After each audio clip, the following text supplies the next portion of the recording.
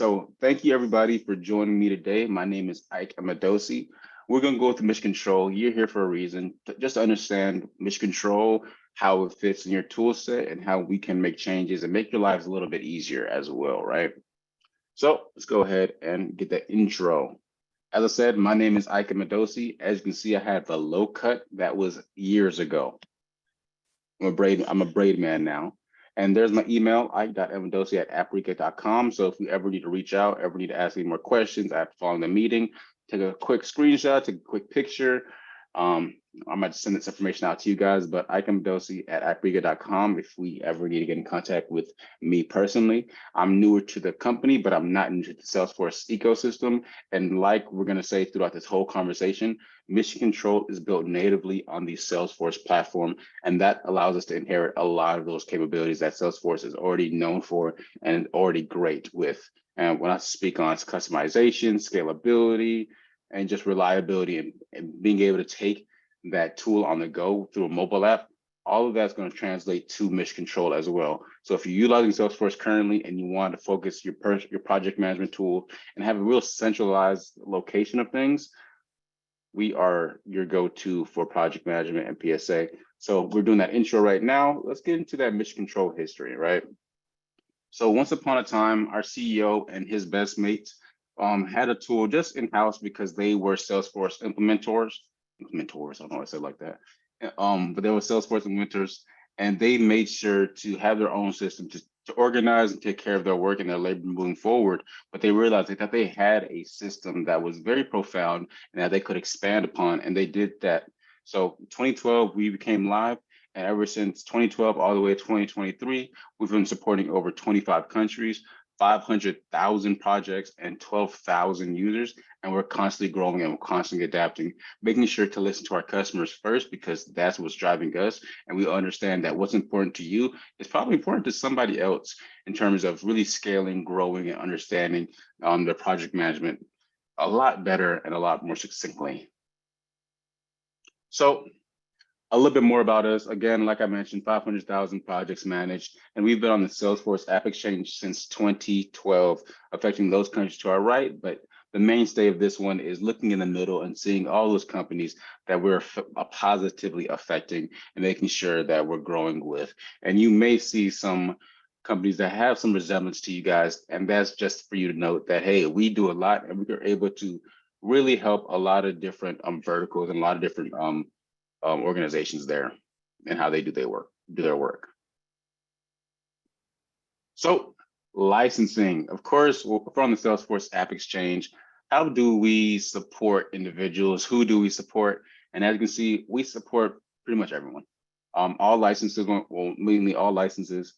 When we talk about professional, enterprise, Chatter Plus, even a platform license, you'll be able to leverage mission control on top of those Salesforce licenses, because we're adaptable and we're making sure to appease the crowd, And like I mentioned earlier, we're native on Salesforce, which allows us a lot of great things. So those custom fields, page layouts, those business logics, automation, process builders, triggers, all those good things, all those automations is going to feed into mission control solely because we're built natively on the Salesforce platform. We're inheriting a lot of their rules, and we're adding that project management twist to it, so that way you can get the most out of it while already being comfortable in that system that you've been using, that being Salesforce, right? So the benefits of that: reports and dashboards accessible via that Salesforce mobile app, no integration required, install and set up in minutes. And of course, we have that familiar user interface, whether you're working on Salesforce Classic or the Lightning experience, whichever one is tailored towards you, we're able to leverage that still, which is pretty awesome, if I could say so myself. So moving into the demonstration is going to be a high-level overview. I'm going to focus on two personas mainly. Ike Emedosi is going to be moi. We're going to go ahead and create a project. And throughout this demonstration, you might hear me say there's a lot of different ways to accomplish or get to one result. That's done on purpose because, of course, mission control, we are on that Salesforce platform. We have that familiar user interface and all that good stuff, but you're still needing to adapt and kind of learn about mission control. And we know within businesses and organizations that there's a lot of different personalities, and certain people gravitate towards their way of doing things. So when I speak on maybe logging time, creating an action, completing an action, there's many different ways to do that. So it's all going to feed into that same result and feed into that one report, which is really great for you or for Alana as the higher up the management team. So that way, as soon as she sits down, goes on reports and dashboards, all those different ways of logging time, creating actions, all that good stuff, fed into one result, fed into that one report, and she has a bird's eye view of what's going on at all times. But Ike Emedosi, me, we're going to create a project, view a project, complete an action, communicate with team members. Also to note, whatever integrates within Salesforce, because Mission Control is built natively on the platform, we'll be able to integrate with that as well. The reason I bring that up there is because I get some questions saying, how is the Outlook integration? How is the Slack integration? How is all those good things? If it integrates, if it's friendly with Salesforce, Mission Control will be able to inherit those Salesforce rules and integrate with it so that now we bring it, again, that project management to the forefront. And of course, we're going to be able to see the project timeline as well. So for Alana Blancard, though, she's going to be more on the managerial side of things. She's going to view multiple projects at once and see the team's workload via the scheduler and visualize team data. So she's mainly focused on timeline, resourcing, and reporting. And that just sounds correct, right? So without further ado, let me give you a 10-minute spiel. So thank you. Let's go ahead and dive into it, right? So Mission Control, I think I saw one more attendee come in. Perfect. You landed on the right spot. You missed the intro. So we're getting to the nitty gritty here, right? So as we can see, Mission Control is our Salesforce platform UI. We're just an additional app. If you're familiar with Salesforce terminology, we're just a different app within this app navigation right here. So if you type in Mission Control, you'll see that we have Mission Control right here. You may see a secondary one right here, and I will get to that later in our conversation. But just to note, Mission Control is another app within Salesforce, but it's a Salesforce UI, pretty good layout here, and we're just bringing out that project management piece. Couple things to note, and I mentioned it earlier, customization is very, very key within the Salesforce platform. So of course, it's key within Mission Control. And when we talk about scalability and visibility, we're able to inherit those sharing and permission rules that Salesforce has, right? So if you understand what those are, it's essentially some roles might see different things than another role, right? So a manager role might see way more things than a team member role. That's done on purpose, and that can be translated here within Mission Control. So because right now I'm Ike Emedosi, that project manager, I want access to every single thing, all of it. I want all of it, right? But as a team member, I understand their focus and their work needs to be a lot more tailored and a lot more linear, so that way they don't get too distracted. If that's the case, you're able to take off some of these tabs, like the management tab or control pad tab, and work and let the team member work with maybe just the progress pad, right? Here I am speaking about the pads, and maybe you don't know too much about them. It's pretty self-explanatory when we talk about these 4 pads. The launch pad, new project, new program, anything new is going to live here.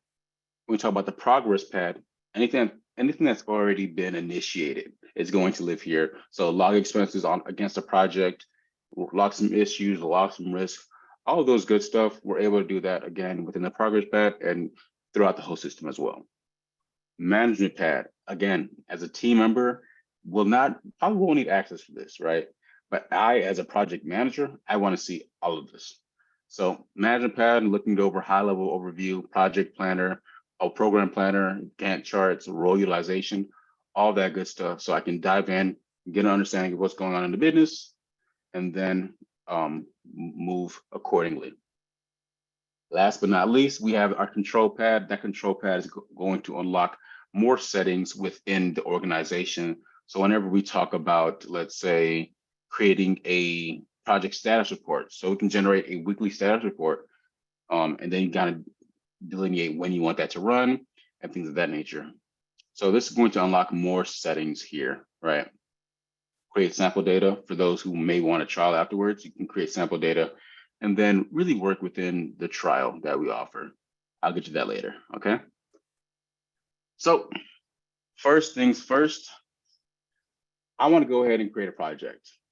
Like I mentioned, there's many different ways to do things within mission control, and I don't want to get too granular here, but just to note, if we have an opportunity, let's say we have an opportunity, and I'll go into our mission control opportunity because it's currently in that perception analysis. We have a couple of ways to create a project straight from an opportunity. One way is we have a logic in the backend to say, hey, if this is closed won, you can automate logic in the backend, again, thanks to Salesforce.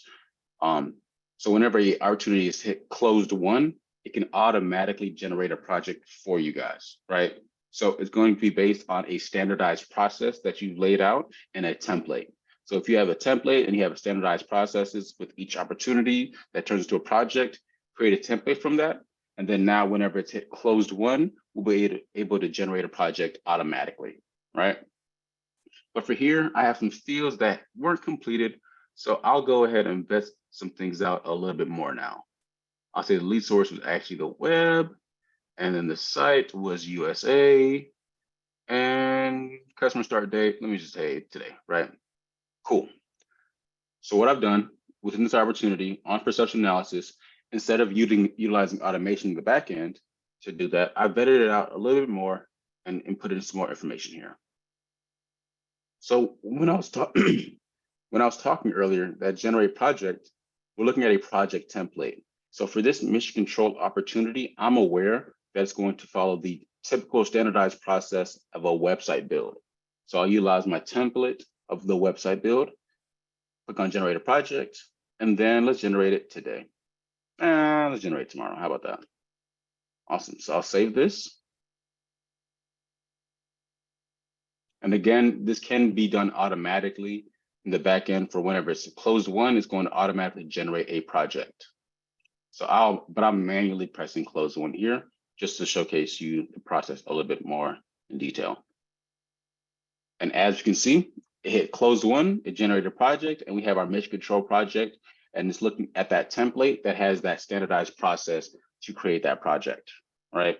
So this is great and dandy. We were able to create a project straight from it. And let's just dive into it real quickly. And as you can see, those templates or the milestone that I typically have with this template, design, build, and deliver, have funneled all the way in, which is great. Of course, I did this live, so I already have a project built out here for us to look at. But before I do that, I wanted to speak on that template as well. So as you can see, we can also clone a project straight from here. And I want to showcase what that template looks inside, just for you guys to get a better idea of what I mean by a template, right? So within the opportunity, we use a website build template. And this is a best practice, and I'll tell you why it's best practice. We'll come to a little bit later when we see the scheduler.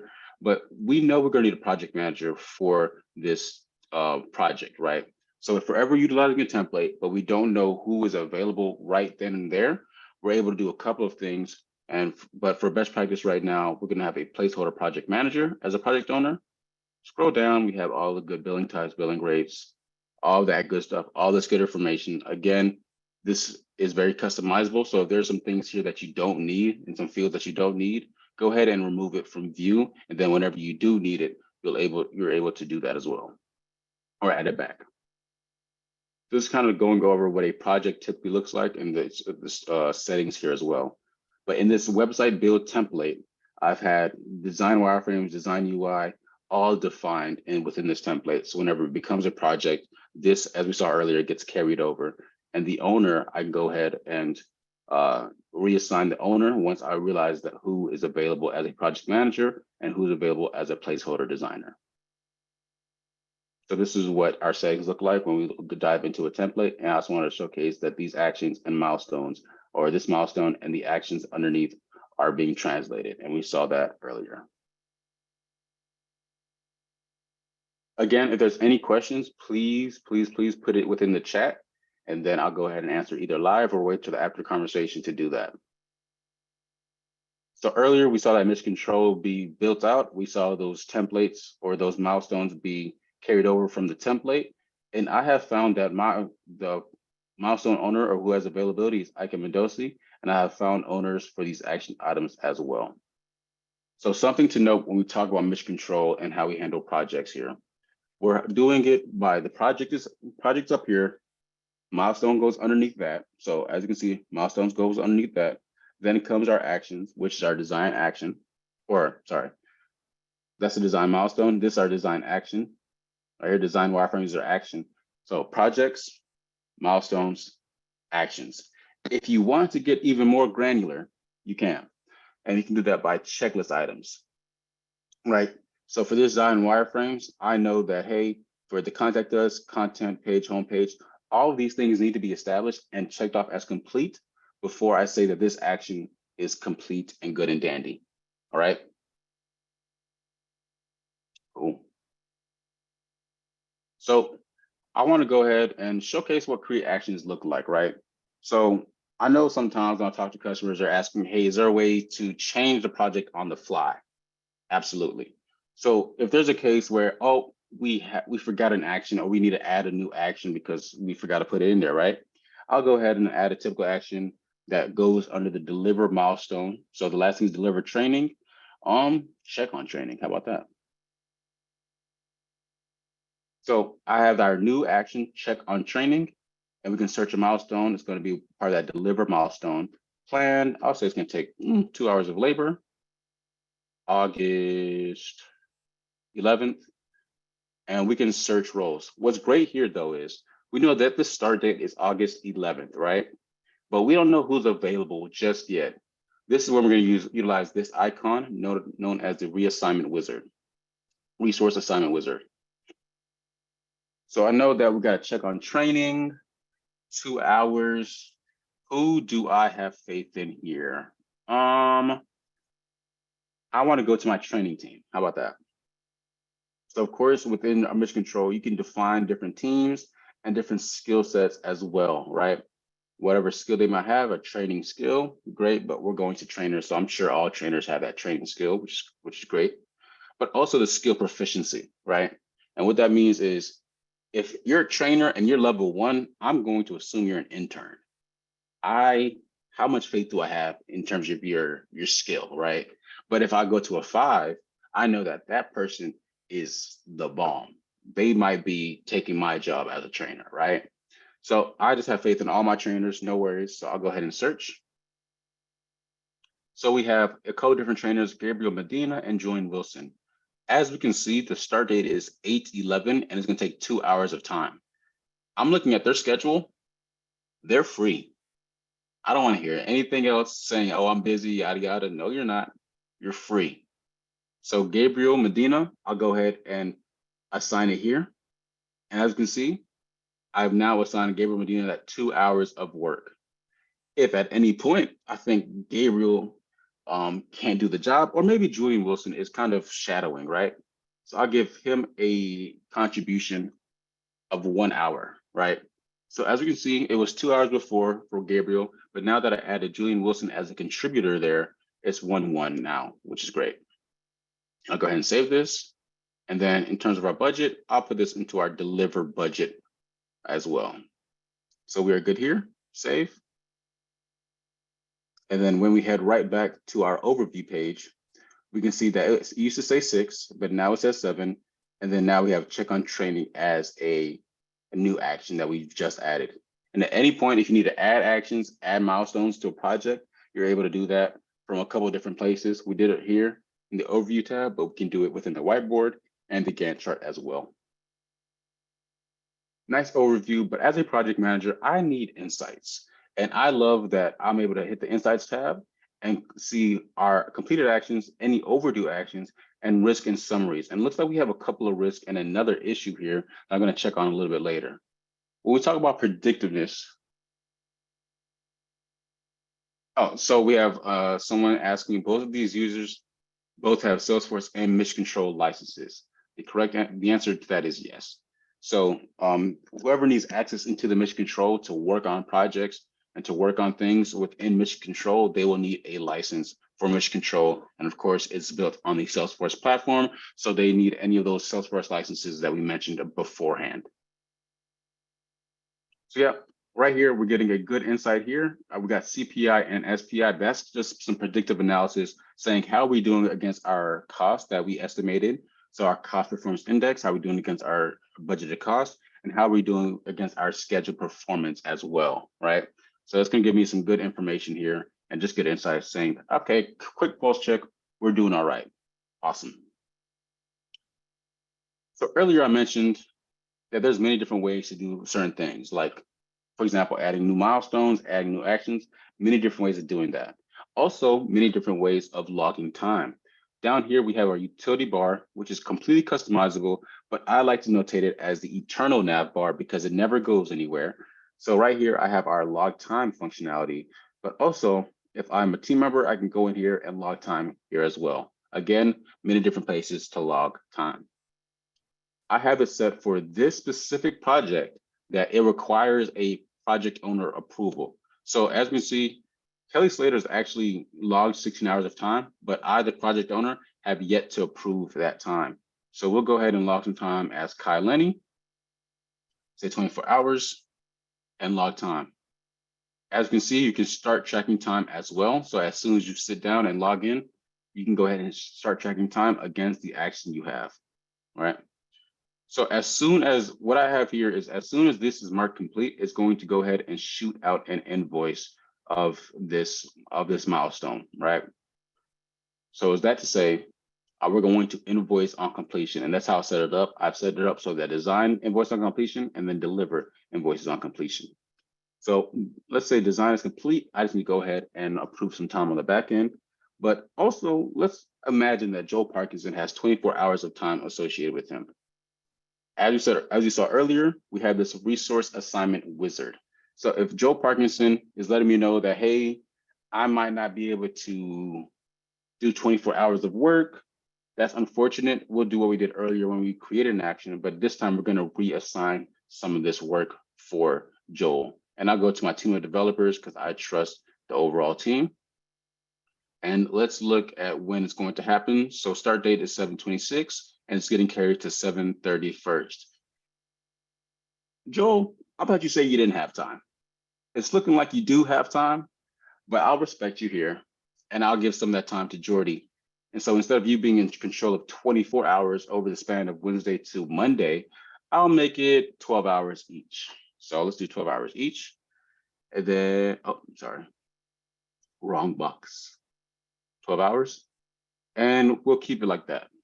So real quickly, if you have a resource role, someone that's managing resourcing, managing schedules, managing that, this, that, and third, we're able to see this be done and be completed, or just see how much capacity they have just from that resource assignment wizard.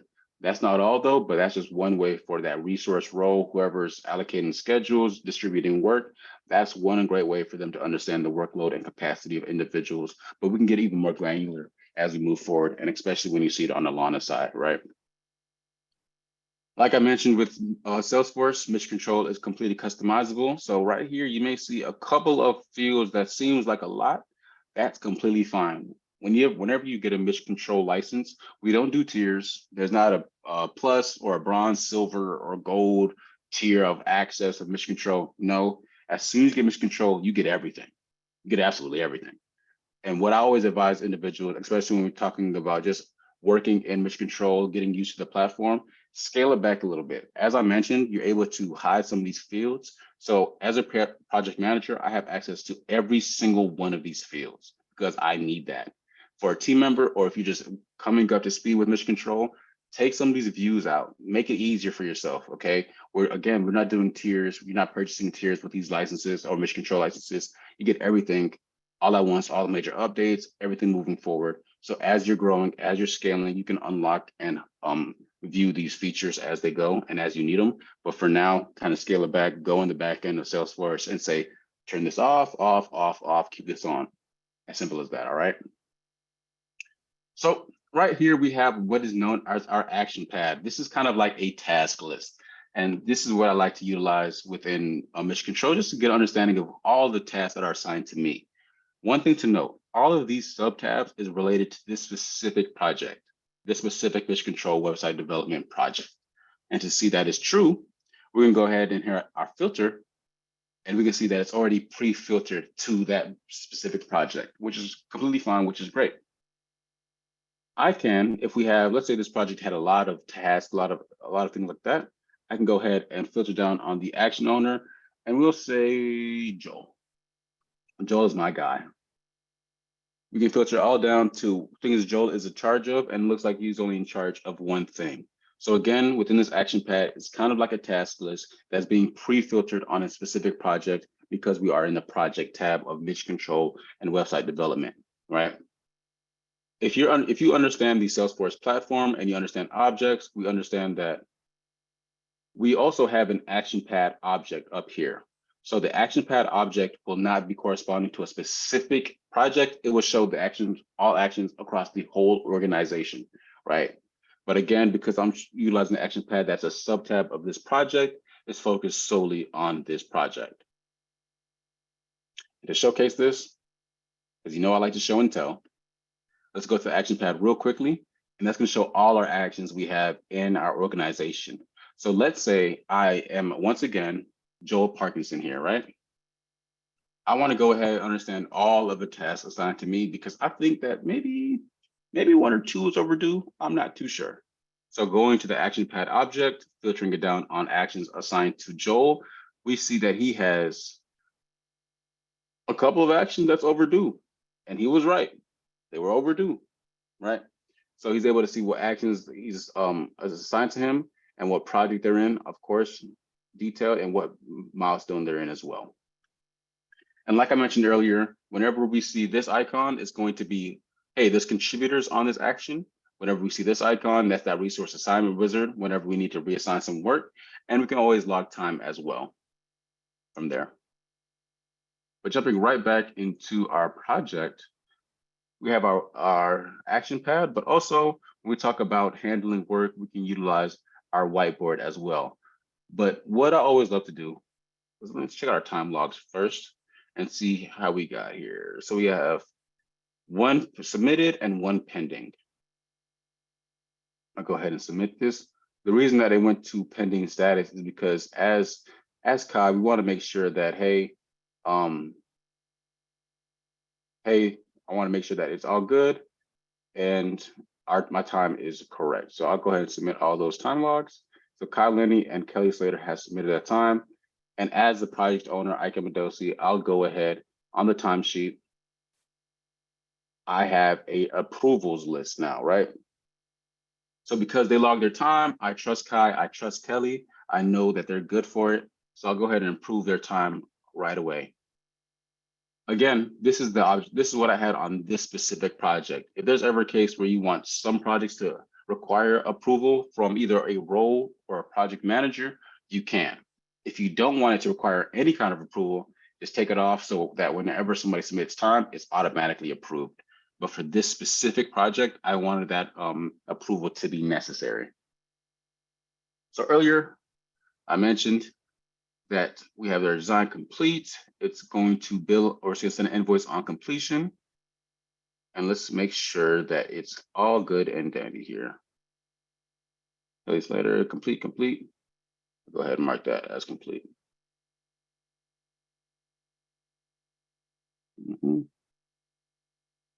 So I approve his time, and I'll go ahead in the back end make sure everything is complete here because they didn't hit complete on their timesheet, unfortunately. So complete. I've justified and I've proofread their work. You know, when you were in school, you had to proofread and make sure that something was true.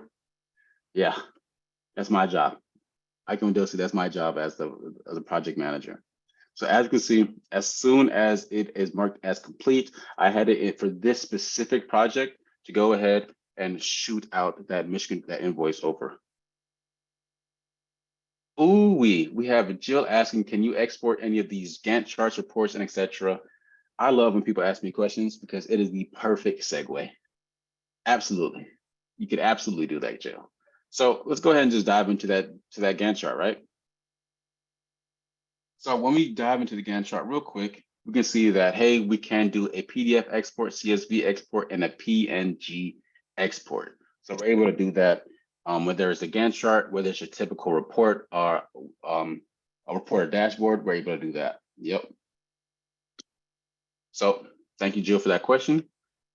And we are able to look into our Gantt chart as well here. So when we talk about timeline, we want to understand the timeline to the best capacity we can, right? And as a project manager for this specific project, I want to understand if there's any things that could really dive into or push back our project. That was a great segue for me to go back to risk and issues, because right here we have our Gantt chart. It's going to spit out our timeline, which is great. But I want to do my due diligence and check our risk log and issue log before I play around with our Gantt chart and move some timelines around. Because I saw earlier that we had a couple of risks, right? So we have two risks here, a timeline risk and a missing parts risk. One's very high and one's just high. So let's go ahead and see who logged this. So it looks like Joel Parkinson logged this as a risk. And let's go ahead and click into it and just understand what's going on here. So Joel Parkinson on the build milestone, he basically says it's going to be a case where the timeline of transferring, so a countermeasure is transfers and transfer assignment. So earlier what we did, we added a contributor for Joel, right? We added Julian as a contributor to that build action that he had. So this is a risk that Joel actually logged and put in here, but we've got on top of it. So that's great to know. And we've actually fixed the issue here. So I'll go ahead and do my guys and due diligence and say, Joel Parkinson, thanks for updating. Thanks for logging. Issue is fixed.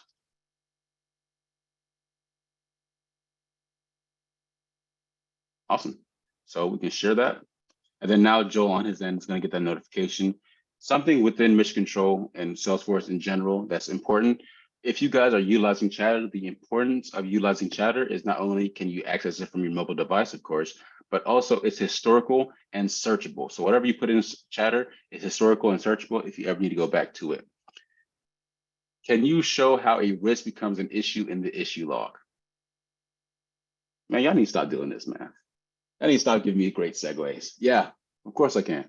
So whenever we have an issue or a risk right here, we have Mission Control website build missing parts, right? Very high. And as I'm checking it out, I see that Julian Wilson is the owner of that build milestone. And this is a risk that's super, super high. So whenever we have a risk that's super high and we feel like, okay, it can become an issue, that's when we move into the issue log, right? Now you can see that missing parts transferred through, because what we're doing is when you log that risk, you kind of rate that risk, right? It's a very high risk. The risk becomes so high enough, it becomes an issue. And what you do is you attach that issue to the risk, right? So what Julian was able to do, he notated it as a risk. And when it became an issue, he's like, all right, this is an issue. Let me relate it back to the risk, right? And that's the missing parts risk that we saw earlier. Also, I mentioned in the very beginning, we're able to send weekly status reports, right? Some things, some risks, some issues are more internal that you don't want to push towards the customer. That's fair. For this one though, because we're missing parts, it's going to push the timeline back. So I'm going to have to adjust the timeline on our Gantt chart. And because I know it's going to externally affect the customer and the timeline, I'm going to include this specific risk and this specific issue in our weekly status report that we'll send to our customer. And of course, I can log some issue notes, but also give a impact rating as well. So Mike, what usually happens if you want to combine it? Can you also show how to define an action plan for an issue like this? I'm not too sure what you mean, Mike. I'll give you some time to elaborate on that, but I assume you're saying how do we fix the issue? So whenever an issue does come into play, it can get routed to an individual project manager like me. And of course, I am the project manager. I'm going to see this regardless. So once I hop into my project and then observe the issue, I'll go ahead and contact Julian, and then we'll work out a plan together. But again, I think you need something a little bit more granular, a little bit more different. So I'll wait until you elaborate here. Jill, I know I said I was gonna get to that Gantt chart. Sorry, one more thing before I get there, because this kind of feeds into the Gantt chart as well. Earlier, I mentioned many different ways to do different things to get the same result. If you want to do a lot of things from the whiteboard, and the whiteboard, the Kanban view is your flavor, please, by all means, leverage this, right? So right here, I have our column headings at priority level, but I want to go ahead and check it by the status. We're able to do that. And so as you can see here in the big blue letters, we can add milestones and add actions. All right. So right here, we have some planned build page content, build framework. And so let's go ahead and say that build framework is pushed to in progress. And again, whenever we see this icon, we're saying that, oh, it has contributors, and we can see how much they're contributing by, right? Also, let's say that this build page content is now in progress as well, but we want to reassign this work to somebody else, right? We're able to go to our rows, to our right here, filter down on what we need to. So let's select skills. Let's say a developer, select team. I like going to my developer teams or designers. I'll go to my designer teams this time around and filter down on designers. And Lane Beachley, you are the golden child here. We'll go ahead and drag and drop. And what I've done by that drag and drop, I have reassigned this action, reassigned this work to somebody else, and that being Lane Beachley. Of course, you can add milestones, add actions, and have our filters set very extensively. And you'll see this filtering format done throughout the whole platform pretty commonly here. But also, something that's going to feed within our Gantt chart is our priority level, right? So let's say we have a priority level of no value or below. That's typically green, right? But whenever we build a framework, for example, that's going to be medium in priority. And also that build page content, let's go ahead and make it very high, as well as that prepared training materials. We're going to make those very high. So we've changed some of the value of priorities from low to medium or high. Okay, so Mike says, yeah, so we have an issue that has been assigned. Typically, we'll demand an action plan since it's impacting the project. Again, I would like a little bit more clarification there, but in terms of an action plan, if you have a standardized process that you do whenever it's an action plan, you can have some logic in the back end that says, hey, an issue is logged, and if the issue is logged, please funnel to this way, so that way it creates an action plan. But again, Mike, you might need to dive into a little bit further conversation there as well. So Jill, this is a Salesforce native app. Is there any easy way to transition data from current projects you have in other apps like PMT? If PMT connects to Salesforce pretty smoothly, we should be able to link those fields together and link them to certain objects, but I won't say 100% how easy it will be. That's going to be more on the implementation side, but I believe that if it's, again, PMT is pretty native to Salesforce, you have the objects that's been linked pretty well within Salesforce, you should be able to link those fields together with the mission control side and link into the corresponding objects as well. But I'm not giving you 100% yes, that's easy. I'm saying that should be possible. So Jay Carter. Jay Carter, I know that because this is Salesforce, so we can integrate all sorts of products, but my question is whether you know of any third-party time clock applications that are integrated into mission control. So their time clock punches create time entries in mission control. Jay, I'm not gonna lie to you, I'm not too sure. I don't have anything off the top of my head, but it's kind of interesting you ask that question. You're talking about time tracking, right? So where does the time tracking within mission control fall short that you would like a third-party solution? Because you can log time within mission control, and that time entry is going to pop up and populate without that need of a third party. Will we get this recording announcement attendee? Yes, yes, you will. Anyways, back to the demonstration. Sorry, a little Q&A time. Just to recap, what I've done was I've changed the statuses on some of these projects or some of these tasks, but I've also changed the priority of some of these tasks to medium and high, right? And here's our other little column headings that we can have: start hour, start minute, and status. Jill, we're going back to the Gantt chart.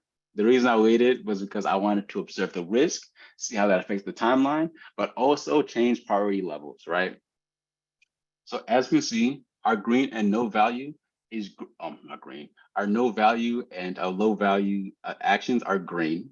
But then you saw me change that priority level of the action, right? That's changed the color here from to amber, as well as the high priority to red. Within Gantt chart, like I mentioned earlier, you're really able to work from it to an extent where we're able to edit our actions or edit our milestones here. I'm editing the milestone, choose the invoice on completion, that good information here. But also at the action level, we're able to utilize, again, that resource reassignment wizard. Great if we ever hear that someone needs to be reassigned, change our priority level, as well as make some action notes as well. Log time from here, and maybe even do a chatter as well. So we're able to accomplish a lot within either the whiteboard or the Gantt chart. But also, we want to create some dependencies. I know that this build framework, I know we can't build page content unless we build framework, and that's going to connect to this as preparing training materials as well, right? Earlier, we saw that our build framework, our build page content will be pushed back because Julian Wilson noticed some missing parts. That's very unfortunate. So as soon as that is true, I'll go ahead and push it back, let's say a couple of days. As soon as I push that back, anything that's dependent on that object is getting pushed back as well, right? So we can see this being done all over the place whenever we are moving some things around here. And if we want to compare our dates, what we thought was going to be true, we can. So as you can see, we move that build page content out, and let's see how that affects our overall timeline. So the action's been pushed back for a while, but it's also pushed back our project a little bit. Not too crazy, but it has been pushed back, unfortunately. So that's all good and dandy. And this is something to note. By design, we do not save automatically. I'm project manager. I'm playing around with the timeline, seeing what's going to be affected and how it's going to be affected if I remove some things back.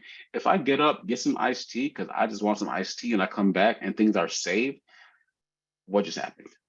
That's going to affect the whole organization. We do not want that. So by design, we do not save automatically. You got to save manually. And then once you save, or if you want to go ahead and export this to an MS project, PDF export, CSV, PNG, you're able to do that. And it's going to just basically spit out this this diagram here. And I can double click on a single action and then pull up what I showed a little bit earlier here as well. Awesome. So Ike, you did a lot. Ike, as the project manager, did a lot of information here. So can I check? What I'll probably go ahead and do, please keep asking. Please keep asking questions as I keep going. I might have to save some of them for the end of the conversation, but I will get to them. Keep on firing away. And one thing I saw, how can I assign assets to projects? You just put on that. You just create an asset role.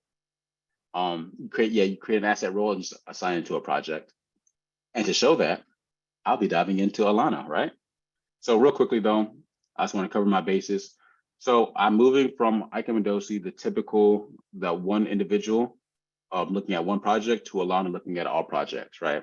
So again, as I mentioned, these objects at the very top are going to show the high level overview. It's not filtered down on a specific project at all. It's looking at everything. So for Alana, she is looking at every single thing here and every single project here, right?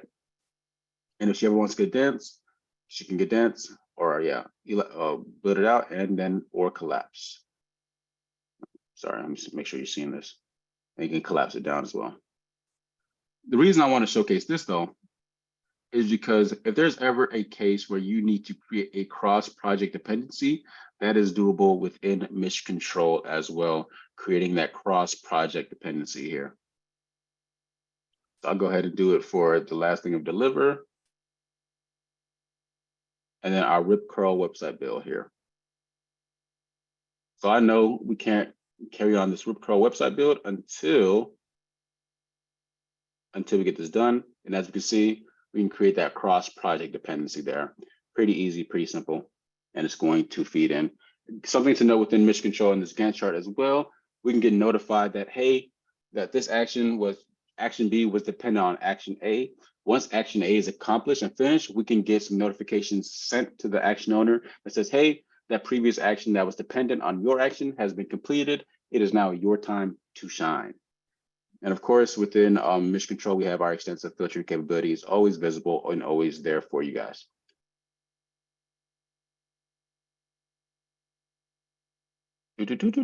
Oof. Man, y'all are firing these questions. This is beautiful. Oh my goodness. So real quickly, can I check if the scheduler integrates with Google Calendar in order so we can invite external resources to a customer-facing session? So Salesforce does, well, Mission Controls does integrate with the Salesforce calendar. So you can just add that calendar on Salesforce and then, or Mission Control, and it's going to feed into that. But we might have to dive in a little bit more into that in terms of what you mean by the scheduler. If you mean this specifically, then yeah, but they would still need access to Mission Control. So they would need kind of their own little license. Excuse me for that, translate accordingly. How would I get the resource assignment wizard to know the user availability? The resource assignment wizard should always know the user availability. So if there's an action assigned to that user for that specific day, that resource assignment wizard is going to pick up how many hours that they have on that specific day. So I think earlier you may have saw that Joel had 4 hours assigned to him on a Thursday. That's because that resource knew his availability. So he had only 4 hours of work allotted to him. So we know already that we're only going to assign a max of 8 hours to that individual. So they can only tack on 4 more hours. How can you assign access to projects? I'm answering that right now because right here we have our placeholders. Awesome. So within Mission Control, you can have a role right here. I'm know them as a placeholder and they're an asset. So if you have an asset or a machine that you want to track the schedule of, just add them as an asset within Mission Control, and it's going to populate within our scheduler. So that way you understand the availability of that asset wherever you are within the organization or within the platform here. How flexible is the UI to add subtabs? It opens up custom lightning component. And yeah, very flexible. You can do that. Whatever Salesforce can do in terms of customizability, we're able to do as well. Ooh, ooh, ooh, ooh. All right, let me go ahead and knock out the scheduler piece and a couple more portions, and then we'll go ahead and answer your questions afterwards. If you have a hard stop at 12, I'm sorry. That's all I can say. I'm sorry. We might go over just a little bit, but no worries. So real quick, tech on the scheduler as Alana, we can see real quick from this scheduler, and especially as a resource role, we can understand, hey, what is the schedule allocation and utilization over this time frame that I have laid out right now? So we can see that the schedule allocation for Bethany is 44.2 hours and 55% utilization here based on this 2-week span. And then we have our remaining allocation and remaining utilization. So again, this is looking at the 2-week span. And if I double click on it, we're gonna get all the information we need to regarding the actions, maybe checklist items, or log time, log issues, or reassign as we need to from here as well. And we can see the contributors and all that good stuff. But to really quickly answer one of your questions about understanding the availability, let's go ahead and search. So we can see our trainers here, right? So when we speak of availability on the assignment wizard, we know that on Tuesday, she's not available because she's hit 8 hours. And on Monday, I don't know what she's gonna do because her whole day is ruined. But we can see that at Wednesday, Thursday, and Friday, she's fully available, it's green, and no hours are assigned to her. Tuesday, Monday is not the same there. Awesome. But within the scheduler, what we're able to do is reassign work pretty easily. I can just go ahead and front load all this work to my main man, Ike. Oh, that's me. My God. Yeah, I can reassign that work to me, right? And the importance of having maybe even the importance of having placeholders is, again, maybe we don't know who we need just yet. We can use our placeholder and say, whoever has this consultant, whoever's a consultant can handle this, right? And whoever's a designer can handle this. And I'm going to reassign work from the placeholder, notating the schedule allocation and utilization for the week there.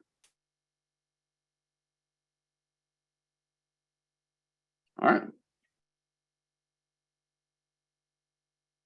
So, real quickly, I see that you said something about roles, and I know I'm skipping around these questions, but adding a role is simply going to roles object right here, create new.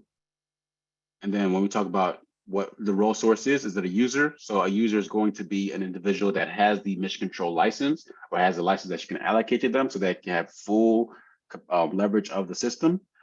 That'll be a user. A contact will be those individuals that's like, okay, they're a contact. They don't have a license within Mission Control, but we want them to be organized and viewed within Mission Control. And then we have an asset. So if you have a machine that you just want to understand the schedule of, you just assign the role source as an asset, give it a name, machine B, and boom, we're good there. Real quickly, when we talk about timesheet and calendar, this might be beneficial to some individuals that's asking about calendar, is that calendar converter. So like I mentioned, we're able to assign work. So whenever we assign work to an individual, it can show up on their calendar converter. So we know that I have some assignments for me on Thursday and Friday to send executive welcome email and conduct core intro call. And like I mentioned, this can sync to your GCal or Outlook calendar as well. Awesome.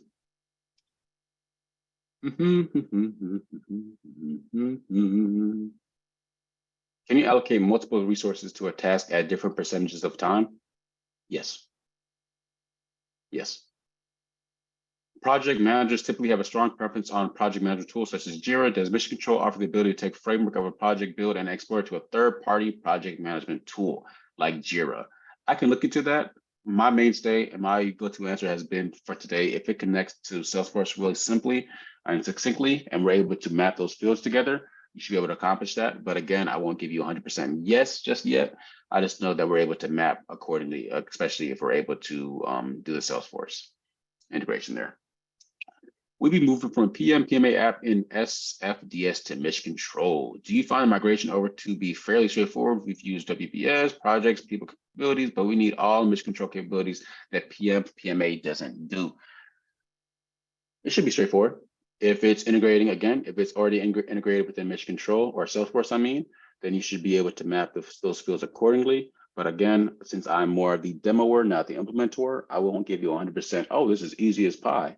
Because honestly, I don't know how easy pie is, but I can't give you 100% certainty that it's super straightforward and easy. All I know is if we're able to map those fields together and accordingly, we're able to really leverage that integration within Salesforce and then map it towards Mission Control if need be. Kind of wrapping up that circle of that resource planner, that resource role, we want to understand that role utilization, and that is what Alon is going to do on her end. Understand that role utilization here. So I'm looking at the date start date, end date, July 3rd to July 19th. And we can see that if it's in green, we're good. If it's in yellow, okay.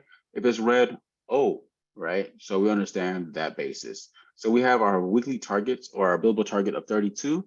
And if they do anything over 32, they are accomplishing more than they needed to, but we appreciate it. So we can see the role utilization here, which is great, just understanding how these roles and who's being utilized correctly and who needs more work assigned to them. And looks like Julian Wilson on this week needs some more work assigned to them, whereas Kai Lenny is working his tail off. I hope he gets a promotion because he deserves it. Can we build our project directly from Mission Control, or do we need a third application for this element? So whenever we're building projects, we can send out the invoice and track financials within Mission Control, but to actually make that transaction, that's when you got to bring in maybe a Concur Composer, QuickBooks, whatever accounting software or financial software used to make that transaction. You're going to need that to connect to Mission Control, but we will documentate all of that transactions within Mission Control, so that way you understand the financials of the project. All right. So scheduler, and then real quickly, let's touch on resource planner real quick, and then we can skedaddle after we look at the reports and dashboards. We have 3 minutes here, so I hope everybody is good and ready to rumble here. Let's go actions. All right, cool. So again, when we're looking at the role capacity, if you are that resourcing scheduling role, we want to understand the capacity that our individuals have for this month. And it looks like we are meeting our capacity. He has 171 hours and 101% of capacity, which is great. 171 of that was billable, no holidays, and no events. And when we go to that resource planner, we can see where he's allocating that billable labor to and what projects he's assigned to as well. And this can be done throughout the whole org and looking at other individuals here. It's great. Reports and dashboards. Let's go ahead and document that. So within Salesforce, you may know whatever data you put into Salesforce, you're able to report on and build a dashboard from. Because Mission Control is pulling out that project management side of things, we're able to identify more data regarding the project manager space and then creating a dashboard from it. So we were able to create a dashboard from this. And as you can see, we are good here and looking at forecast performance for current objects, actual performance, and actions by status for this month. Okay. So earlier I promised that we will look into another persona. I want to not lie to you guys, so let's go ahead and check out that persona. Real quickly before some individuals have to scatter, I know that this is pretty important, especially since I kept talking about customizability and just working where you're at and scaling where you're at. So I'll bring in our favorite guy, Joel Parkinson. Good God, is he hiding from me? Okay, there we go. Oh, we're dropping. No, stay on.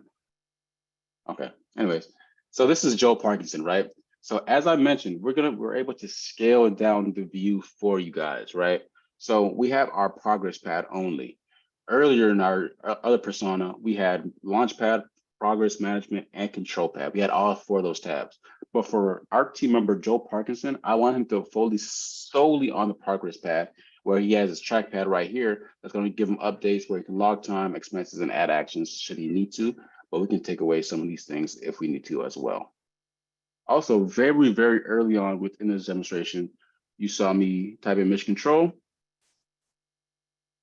We were able to create, again, if you're familiar with the Salesforce platform, our own scaled down version of Mission Control. So as we see at the very top here, we have way less objects here.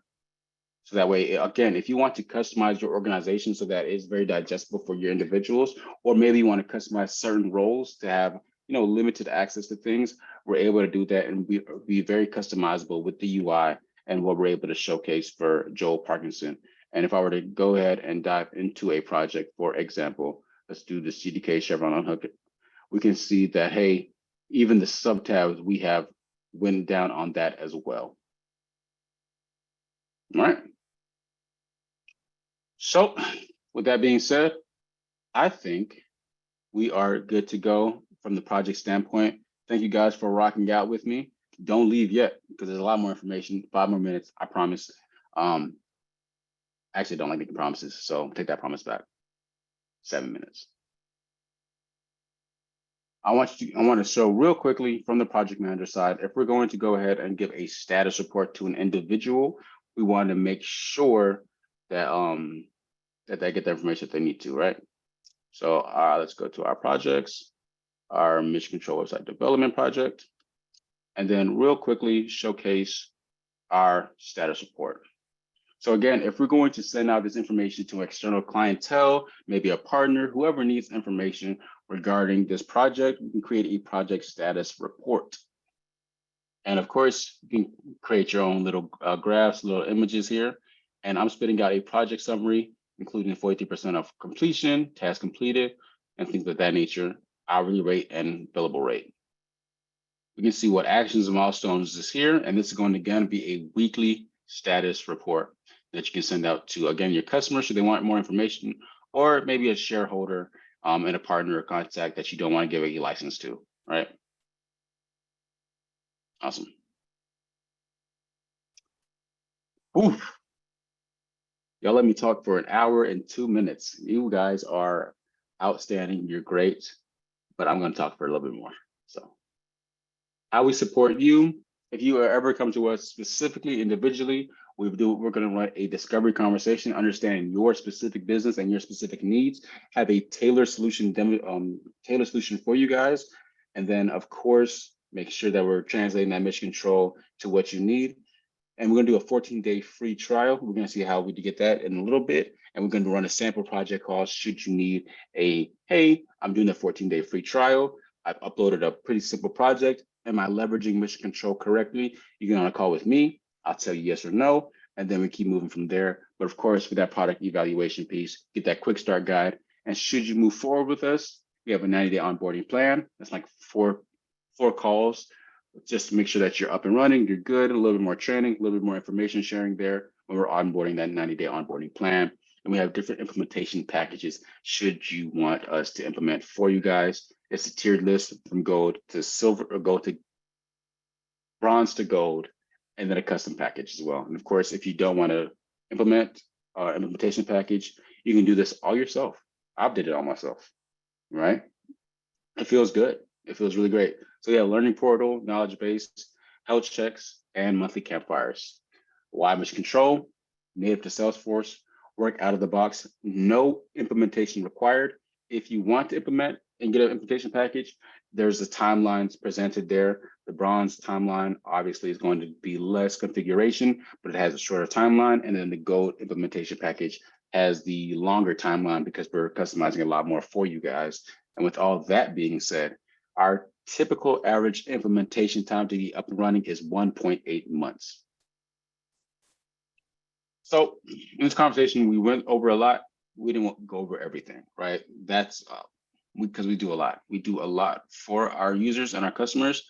And again, like I mentioned, we're very customizable and we will scale with you. So whatever you don't need access to right now, go ahead and take away that view so that whenever you do need access to it, you just turn it back on like a flip of a switch and it's always going to be there. There's no tiered list within our Mission Control licenses. You have access to absolutely everything. So scale it down as you need to. So that way, whenever you are comfortable, it's well adopted, you build it up and now you're good to go with everything that you need: financials, time tracking, resourcing, scheduling, project timeline, management. The list goes on. People like us. That's why this slide is here. Mission Control is mission critical to our success. That's kind of cheesy. I didn't even read that beforehand, but I like that. I like that guy. Shout out, David. Case studies, no matter what org you're in, we're able to knock it out and we're able to help you out with modernizing and consolidating your tools. And these are the features they use there. And we have another cardinal health affecting different industries, making sure to improve project visibility and accountability and improve reporting as well. So that 14-day free trial, native to Salesforce, installed directly from the Salesforce App Exchange. It only takes minutes to install, either production or sandbox. And if you need a live demo, email me directly if you want to. If you feel comfortable with me, that'll be great. Or just email inquiries@apprica.com. And we have plenty of support resources whenever we're talking about getting up and running and understanding the business and understanding Mission Control as well. With that being said, thank you guys for sticking with me. I'll go ahead and look over some of these questions that I had, just make sure I didn't miss any of them. And if they have left before I could answer them, I apologize greatly. But in terms of how you get this presentation, we'll go ahead and send out this, we're sending out this presentation afterwards, right? So presentation so far, how flexible is the UI? Very flexible. Does Mission Control offer the ability to take the framework of a project? So if the Jira project integrates within Salesforce, we can map those fields accordingly. Can you allocate multiple resources to a task at different percentages of time? Wherever you are within that project stage, you can add resources, unadd resources, reassign them. Yes, you can. Jay Card is looking for a way to integrate Mission Control time tracking so that they can only punch into one place. A way to integrate Mission Control time tracking so they can only punch into one. I mean, that one place could be Mission Control then. Yeah. But if you're dead set on that third party, we just need to make sure that it integrates with Salesforce so that way we can map the fields correctly. But I think you'd have a way better use case and just it'll be a lot more fluid if you just leverage the time tracking within Mission Control instead. At the end of the day, we're moving from PM, PMA, and Salesforce to Mission Control. Do you know the final migration? Migration should be pretty straightforward if we're able to map those fields accordingly. Individual developer, resource personnel, know their time like a G calendar. How can an individual developer, UI designer, know their time like G calendar?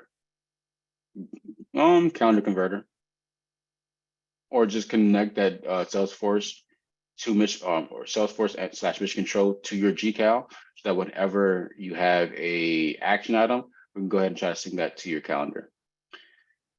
And we build our projects directly from Mission Control, or do we need third party? Oh yeah, I said that we need a connector for that, or we can't do that transaction, but we can notify and document that information within Mission Control. And thank you for your time. No, thank you for joining. If there's any other questions, please let me know now. I'll go ahead and do that last final run through of our Mission Control project. Any questions? I'm here for the next 5 minutes. Boom, boom, boom, boom, boom, boom, boom, boom, boom, boom. And I may not have gotten to this, but we can, of course, put in our budgets within our projects. So whatever billable budget, cost budget, all that good stuff, we're able to document those financials here. And then, of course, we can upload any expenses and billing, and that's going to track against our budget there. So I can go ahead and create a new expense and say travel. And my main guy, Joe Parkinson, let's go ahead and make him $500. Different. And of course, all the expenses and all that good stuff, information, project owner approval, role manager approval, all that good stuff, you can go ahead and notate as well. Again, if it's something that you don't need, go ahead and restrict it from view. We don't need access to it right now. We'll get to it later. Then please, by all means, get to it later. Any more questions, let me know. But for right now, I gotta go. I didn't mean to do that. Yes, I did. Yes, I did. Awesome. Well, I don't see any other questions here. With that being said, everyone and anyone who has been listening to me, thank you for listening. I want some outro music, maybe next time. Whenever I host a webinar next time, I'll have some outro music. But for now, thank you guys. I'll go ahead and get this curated and make sure we send this out to you guys who's attended. All right. Bye, everyone.